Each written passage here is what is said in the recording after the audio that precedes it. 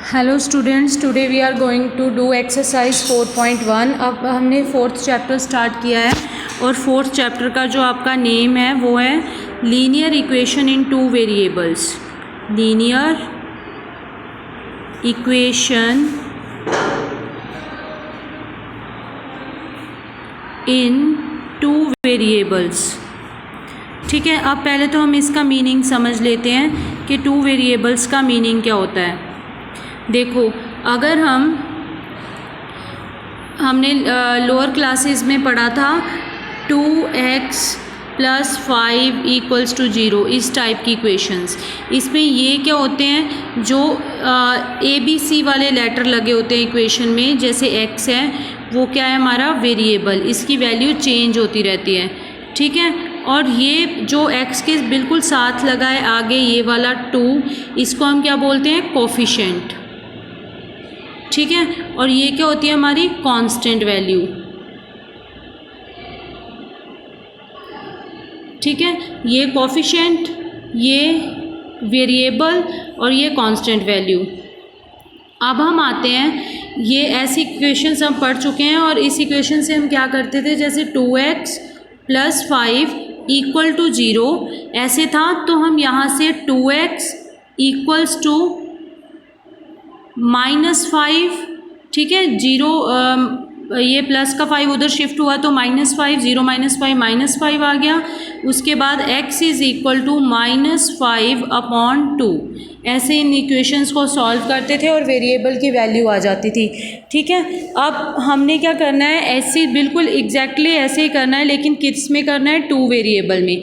अब थोड़ा सा चेंज क्या हुआ कि अब हमारे पास जो इक्वेशंस होंगी वो किस फॉर्म की होंगी, ax + by + c = 0, इस फॉर्म की इक्वेशंस होंगी आपकी।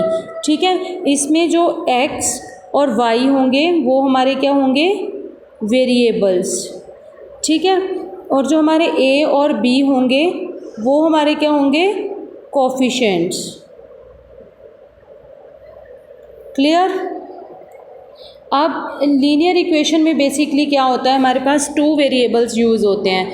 जैसे फॉर एग्जांपल आप मेरे पास एक इक्वेशन है x + 5y = 0। इसमें x और y दो अल्फ़ाबेट्स यूज़ हुए और ये इनको हम क्या बोलेंगे, वेरिएबल। ठीक है, x के आगे कुछ भी नहीं लगा हुआ, इट मीन्स इसके आगे 1 है, और 5 y का कोफिशिएंट कितना है, 5। तो x का कोफिशिएंट 1, y का कोफिशिएंट 5। ठीक है, और ये इक्वेशन क्या बन गई, linear equation in two variables. ये वाली जो इक्वेशन है, this is linear equation in two variables. अब हम एक्सरसाइज में आते हैं। एक्सरसाइज में जो हमारा फर्स्ट क्वेश्चन है वो है,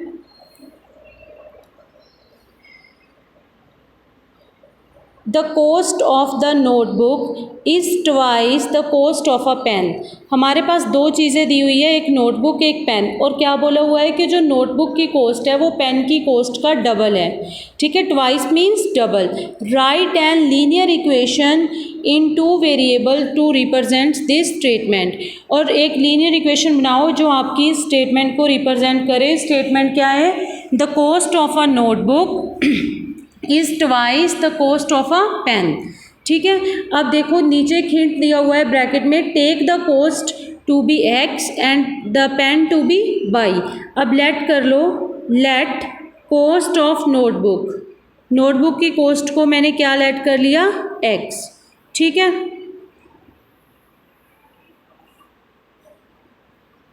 लेट कर low cost of a notebook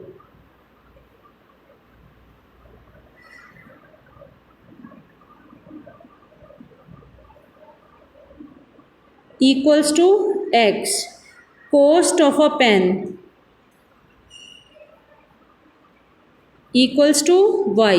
अब उसने क्या बोला है, अकॉर्डिंग टू द क्वेश्चन उसने बोला है कि जो नोटबुक की कॉस्ट है वो पेन की कॉस्ट का डबल है। मीन्स x की जो नोटबुक की कॉस्ट है that is double of cost of pen.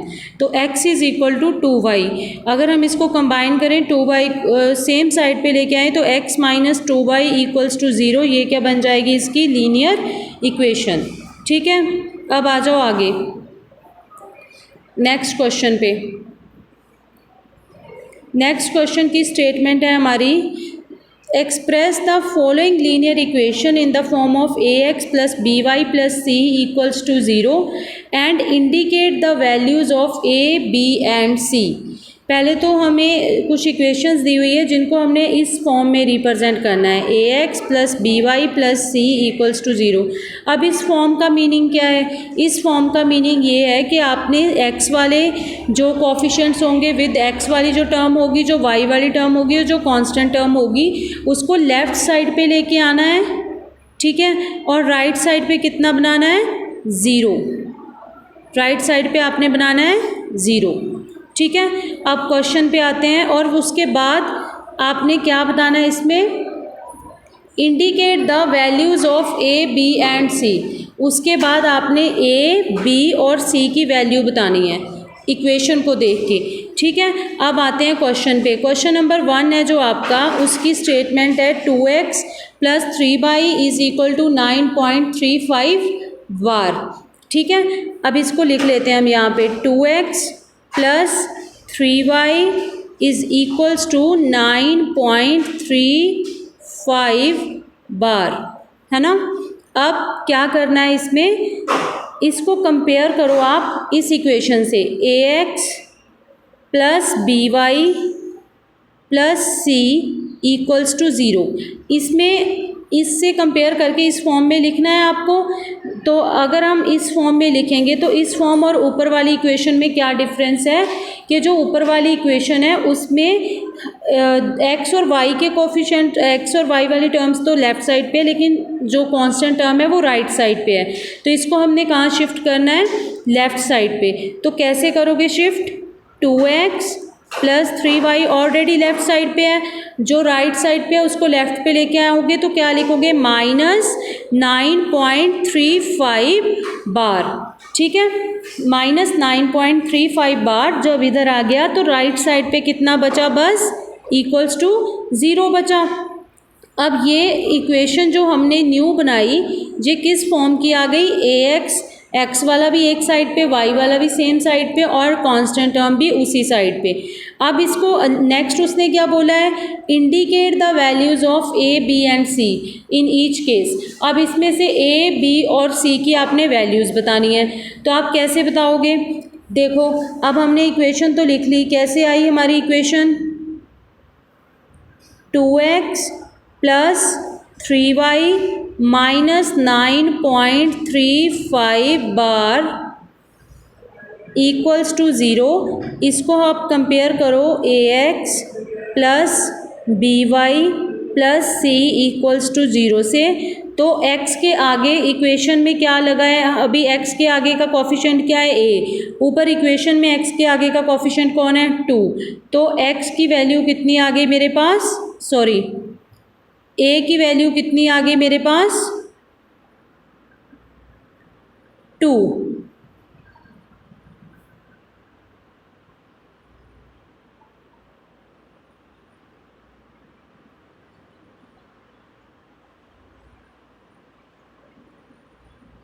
तो a की वैल्यू कितनी आ गई? 2। कैसे आई? नीचे और ऊपर की जो x की वैल्यू है, x है, उसके आगे की वैल्यूज़ देख ली। नीचे a थी, ऊपर 2 थी, दोनों को इक्वेट कर लिया, इक्वल रख लिया, तो a की वैल्यू कितनी आ गई? 2। ऐसे ही अगर हम देखें b, y के आगे जो वैल्यू लगी है वो b है नीचे वाली इक्वेशन में, ऊपर y के आगे जो वैल्यू लगी है वो 3 है, तो b की वैल्यू कितनी आ गई? 3।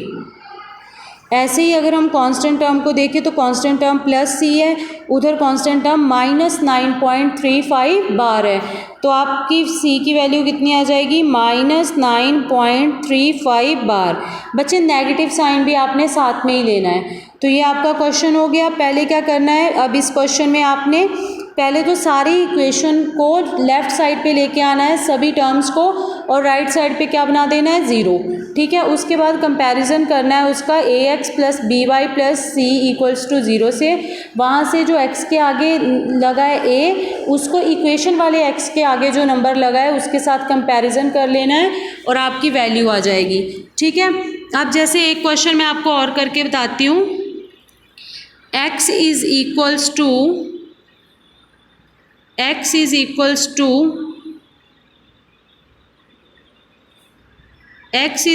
To 3y। इसको अगर मैं एक साइड पे लेके आऊँ तो ये बन गया x minus 3y equals to 0, यही बना। अब इसको अगर मैं कंपैरिजन करूँ ax plus B Y plus C equals to 0 से, तो ये क्या आ जाएगा, x के आगे कितनी वैल्यू है a, ऊपर x के आगे कुछ भी नहीं है मीन्स 1, तो a की वैल्यू कितनी आ गई 1। अब b के आगे y के आगे यहाँ पे b लगा है, ऊपर y के आगे -3 लगा है, तो b की वैल्यू कितनी आ गई -3। अब c की वैल्यू वहाँ पे, यहाँ पे तो कांस्टेंट टर्म है लेकिन यहाँ पे तो कोई कांस्टेंट टर्म ही नहीं है, तो c की वैल्यू कितनी हो गई 0। जो टर्म वहाँ पे नहीं होगी उसकी वैल्यू आप कितनी लगा दोगे 0। अगर वहाँ पे x वाली टर्म नहीं है तो x वाली को 0 लगा दो, y वाली नहीं है तो y वाली को लगा दो, और कांस्टेंट टर्म नहीं है तो c को 0 लगा दो। सारे क्वेश्चंस आपने ऐसे ही करने हैं 4.1 के। Thank you.